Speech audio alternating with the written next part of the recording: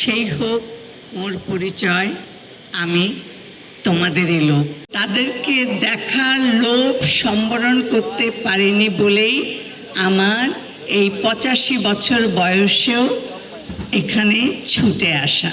সেই হোক মোর পরিচয়, আমি তোমাদেরই লোক।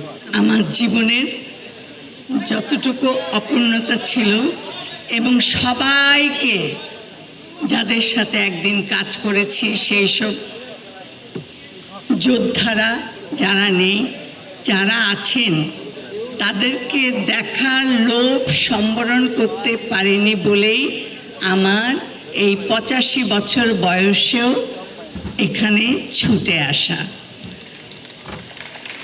আজকের মঞ্চ আলোকিত করে যিনি বসে আছেন মাননীয় প্রধানমন্ত্রীর তথ্য উপদেষ্টা জনাব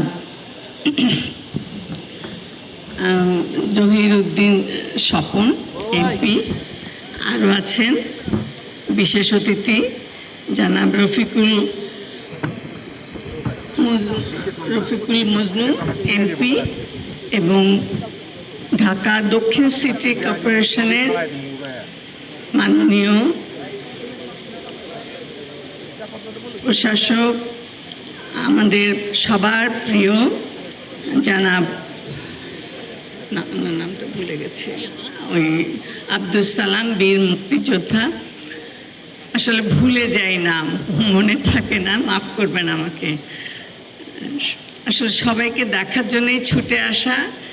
এই ভালো লাগাটুকু থেকে আমি বঞ্চিত হব না দেখে এসছি। আমি সময় নষ্ট করতে চাই না। সবার প্রতি আমার কৃতজ্ঞতা এবং আমি জনাব আব্দুল সালাম ভাইকে